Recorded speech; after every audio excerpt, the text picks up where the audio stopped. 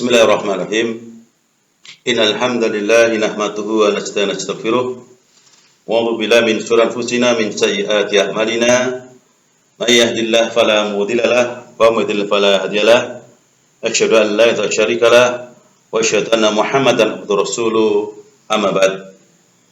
Baik, anak sekalian, kita lanjutkan kembali pembahasan kitab di buku tema 3, benda di sekitar kita, masuk sub tema 4, keajaiban perubahan wujud di sekitar kita, untuk sesi yang kedua, itu pelajaran 4 sampai pelajaran 6, insyaallah.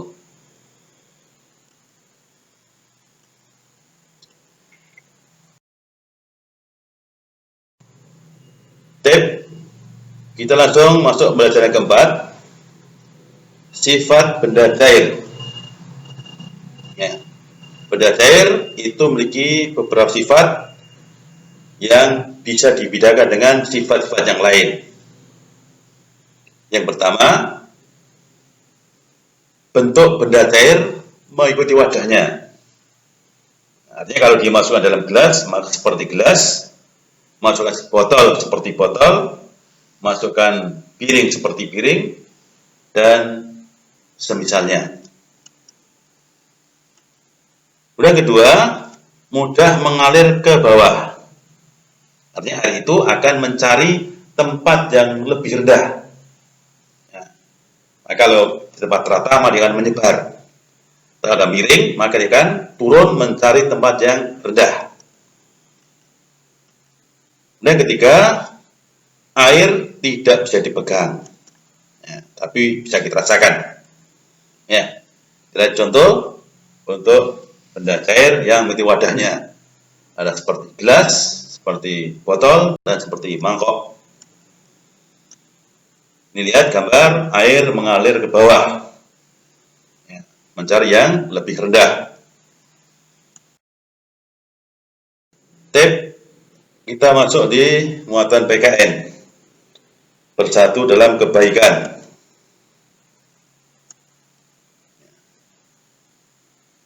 Di antara bentuk bersatu dari sekolah yang baik adalah satu, melaksanakan tugas piket bersama. Ini peran baik, perlu kita lestarikan, perlu kita jaga. Yang kedua, menata meja kursi. Ya, tidak hanya yang piket saja, tapi menjadi kewajiban kita, anak-anak dan juga warga sekolah.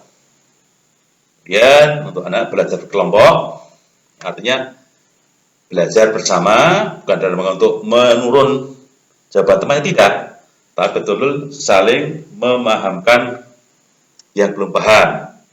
Ya. Kemudian contoh yang lain, ada bentuk satu yang baik di sekolah, membersihkan halaman sekolah.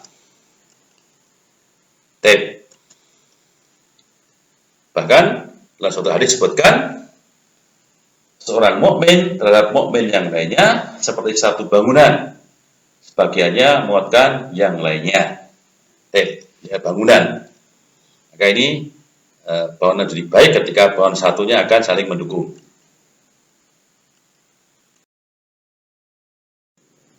Berikutnya kita lanjutkan untuk muatan PCOK, masih mengenai menggiring bola atau dribbling. Ya. Menggiring bola atau dribbling ini memiliki banyak manfaat atau kegunaan. Ya. Apa diantaranya? Seorang menggiring itu, satu, guna untuk melewati lawan.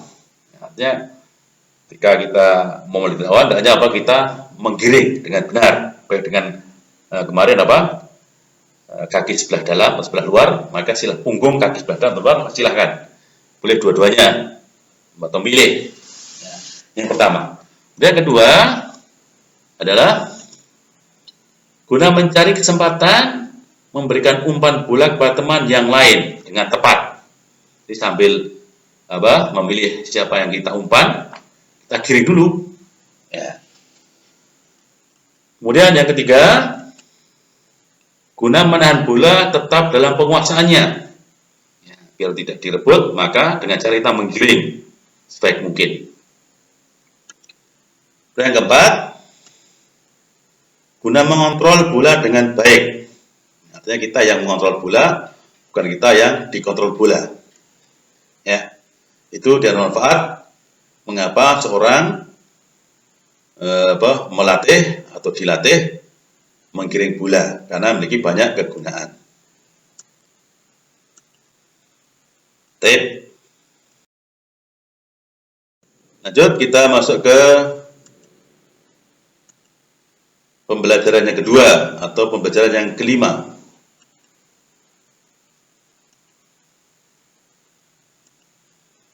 Ya, tentang proses terjadi hujan.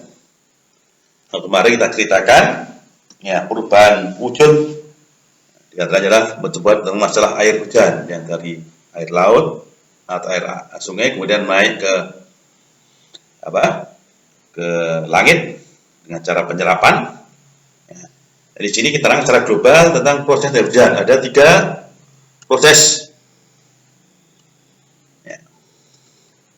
Yang pertama adalah proses penguapan. Ya.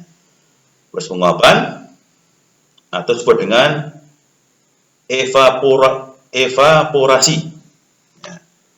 Air yang di laut atau di sungai diuapkan ke atas, kemudian disimpan di langit. Kemudian kedua adalah proses pengendapan atau disebut dengan presipitasi. Artinya air yang ada di langit tadi, di awan, diendapkan. Setelah mengendap, ya, maka nanti berubah ke berikutnya, itu yang ketiga, yaitu proses pengembunan. Ya. Setelah mengendap, kemudian mengembun. Setelah embun ini nanti disebut dengan kondensasi. Ya. Maka ketika kondensasi ini atau pengembunan ini, maka menjadi titik hitam, kemudian menjadi butiran air yang kemudian turun ke bumi, yang disebut dengan proses hujan. Ya. Walaupun dalam Islam mungkin tidak seperti itu, artinya hujan bisa kadang dengan proses seperti itu, juga tidak seperti itu, karena Allah yang menurunkan langsung air hujan tersebut. Al-muhim, ya, ketika ada hujan, maka kita hendaknya selalu berdoa agar diberikan kebaikan. Ya, dengan doa yang paling anak sudah hafal, doa ketika ada hujan, Allahumma shayyiban nafi'an. Ya Allah, jadilah hujan ini menjadi hujan yang bermanfaat.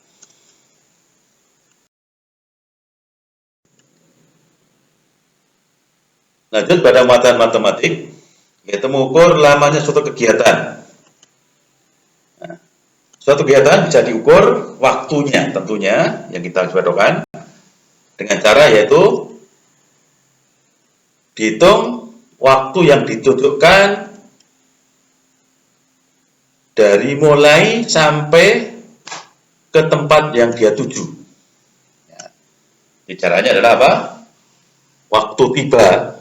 Waktu tiba dikurangi dengan waktu ditunjukkan saat mulai dia berangkat. Ya. Kita ambil contoh. Waktu sampai di sekolah seorang anak itu pukul 6:45.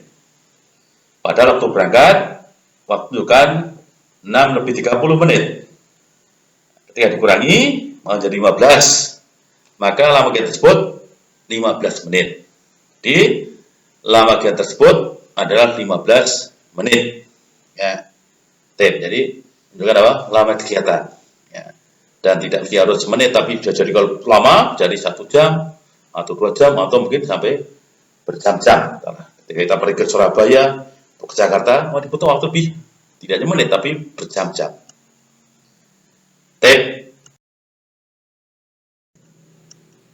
Berikutnya kita masuk di muatan PPKN. Hidup rukun pangkal sukses. hidup rukun, maksudnya adalah semua permasalahan dapat diselesaikan dengan baik apabila semua orang mementingkan kerukunan. Nah, kita ambil contoh, ini adalah seorang ketika bertani, apalagi di musim hujan, ya, maka mudah airnya. Tapi di musim kemarau akan sulit airnya, maka tidak rukun, maka apa? Akan berebut air sehingga menjadilah apa? Dia tidak rukun, bahkan juga tidak sukses juga karena saling berebut. Beda kalau dia apa?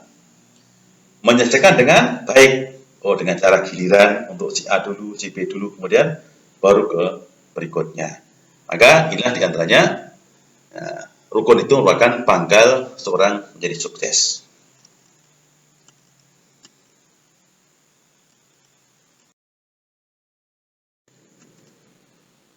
Tip berikutnya kita masuk pada pelajaran yang ketiga atau pelajaran yang keenam atau yang terakhir tentang perubahan wujud. Ya, kita ringkaskan untuk wujud. Ya, dari gas, kemudian padat, dan cair. Tip kita rinci satu persatu.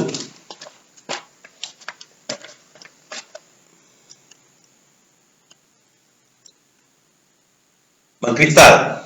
Ya. Mengkristal adalah perubahan wujud dari gas menjadi padat. Maka disebut dengan apa? Mengkristal. Ya. Kalau kebalikannya, dari padat menjadi gas, maka disebut dengan menyublim. Ya. Menyublim dari padat menjadi gas. Kemudian, kalau padat menjadi cair, maka disebut dengan mencair. Nah, batu atau es batu ketika kena panas maka mencair, maka disebut dengan mencair. Sebaliknya ketika cair menjadi padat maka disebut membeku. Nah, tadi sudah kita singgung yaitu air yang dimuat dalam kulkas. Kemudian kalau cair menjadi gas disebut dengan menguap. Nah, itu sudah kita singgung. Air yang disedot oleh matahari maka dia menguap menjadi gas. Balikannya, kalau gas menjadi cair maka dia mengembun. Nah, gas menjadi cair, jadi gas yang bisa jalan, dimana kemudian dia menyusul benda maka menjadi cair. Nah, kita mengembun, terutama ketika pagi hari udara dingin maka dia cair. Ya, maka menjadi apa? Mengembun, keluar airnya. Ya, gas menjadi cair. Tapi bisa saksikan dalam gambar perubahan wujud zat, ya, dari es padat menjadi cair, air panas menjadi gas, dan semisalnya.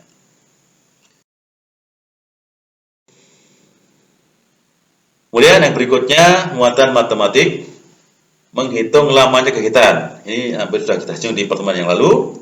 Ya, ini adalah untuk menghitung lamanya kegiatan itu dilihat dari waktu mulai dan waktu selesai. Caranya seperti kemarin, waktu selesai kapan atau jam berapa, kemudian waktu mulai kapan atau jam berapa. Ya, kita lihat contohnya adalah waktu selesai jam 9.30 dikurangi waktu mulai jam 8.00. Maka lama kegiatan adalah 9.30 dikurangi 08.00 menjadi 1,5 jam. Jadi lama kegiatan tersebut adalah 1,5 jam. Ini patokannya waktu selesai dikurangi dengan waktu mulai.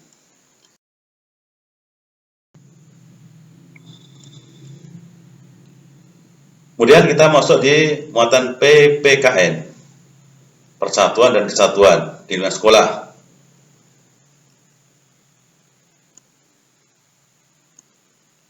Ya, ini contoh-contoh sikap persatuan dan contoh sikap yang tidak bersatu.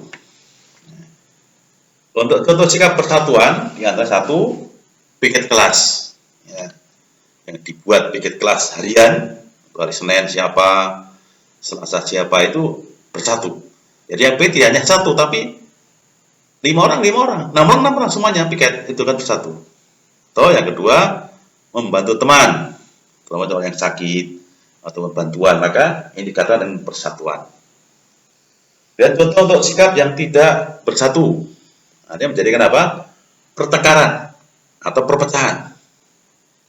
Contoh yang pertama adalah mengejek teman. Ini awal muasalnya dengan mengejek menjadi apa? Permusuhan, pertengkaran. Contoh kedua adalah memilih-milih teman. Nah, ini juga termasuk bentuk jadi perpecahan di antara teman-teman di kelas. Kita gambarkan di sini bagaimana sapu lidi. Ya. Kalau satu lidi maka dipotong mudah. Namun ketika digabungkan bersatu menjadi satu lidi maka akan sulit, akan dipatahkan. Jazakallahu khairan katsira. Assalamualaikum warahmatullahi wabarakatuh.